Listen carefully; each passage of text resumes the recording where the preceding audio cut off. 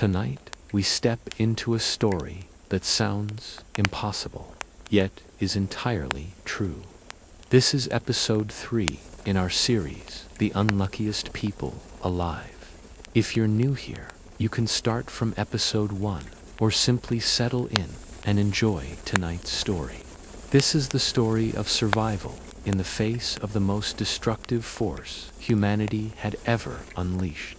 This is the life of Tsutomu Yamaguchi, the man who survived not one, but 2 atomic bombs. It was a warm summer morning in Hiroshima.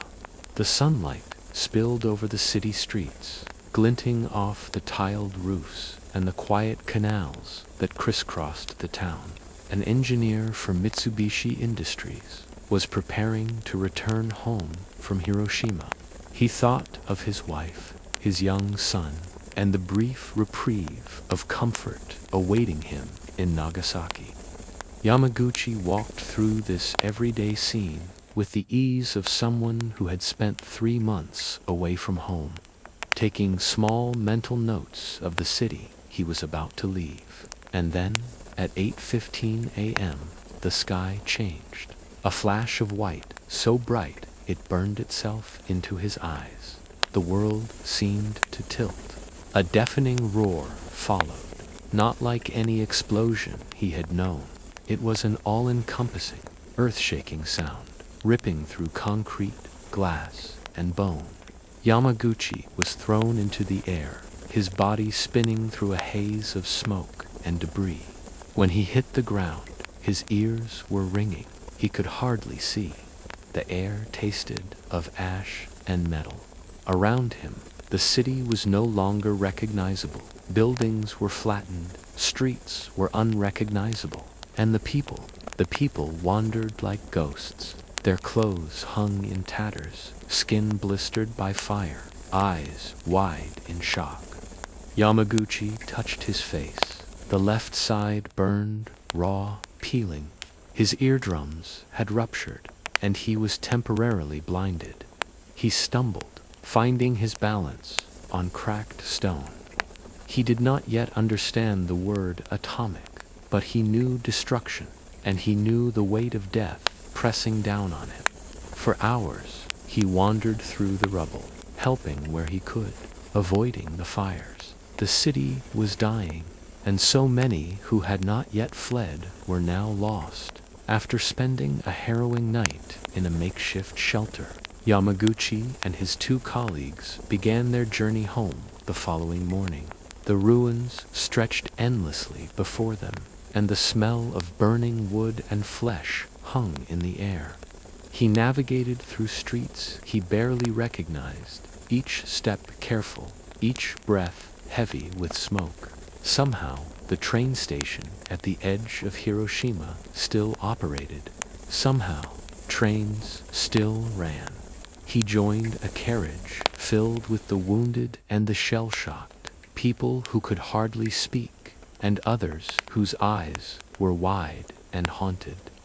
The rhythmic clatter of the train felt unreal, like a heartbeat in a dying city. He pressed himself against the window, watching the smoke rise in columns behind him. Every blink reminded him of the white flash, the heat, the roar. It was as if the city itself had left an imprint on his body, on his very bones. When he arrived in Nagasaki, he went to work at the Mitsubishi shipyard. His burns were raw, his body weak, but his mind sought clarity. He needed to tell someone what he had witnessed, to make sense of it all. "I saw a single bomb destroy an entire city," he told his boss, who simply shook his head in disbelief. It seemed impossible, and yet Yamaguchi's face told a story no words could capture.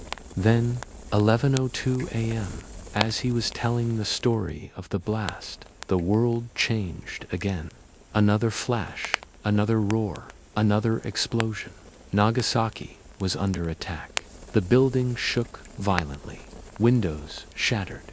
Debris flew in every direction, and Yamaguchi was thrown to the ground once more. Yamaguchi instantly recognized the white flash and dropped to the ground seconds before the shockwaves struck his office. The blast wiped out the building, but miraculously, Yamaguchi survived again. His body was already scarred from Hiroshima, but now burns reopened, cuts stung, and the air was thick with smoke and dust. By this time, Yamaguchi was exposed to strong cancer-causing radiation for the second time in 3 days. The irony of surviving not one, but 2 nuclear bombings is almost unfathomable. Rushing from the scene, Yamaguchi fled to check on his wife and son. To his despair, a part of his house was destroyed and started imagining the worst. However, Yamaguchi soon found his wife and son were both okay. While tens of thousands perished in both cities, Yamaguchi, the unluckiest man, emerged as one of the very few survivors of both bombings. In 2009, the Japanese government officially recognized him as a survivor of both atomic bombings, the only known person to hold that distinction. Unlike most victims, Yamaguchi's physical injuries eventually healed, and he lived a relatively normal life. However, like many atomic bomb survivors, the bombings took a psychological toll on him. He struggled with survivor's guilt and the long-term effects of radiation exposure, including illness and discrimination from those who feared contamination. He died at the age of 93 from stomach cancer, likely a long-term consequence of radiation exposure. However, he lived quietly, remarkably, carrying the weight of history in a humble, human way. Join us next time in episode 3 as we meet Roy Sullivan, the man who got struck by lightning 7 times. Thanks for tuning in.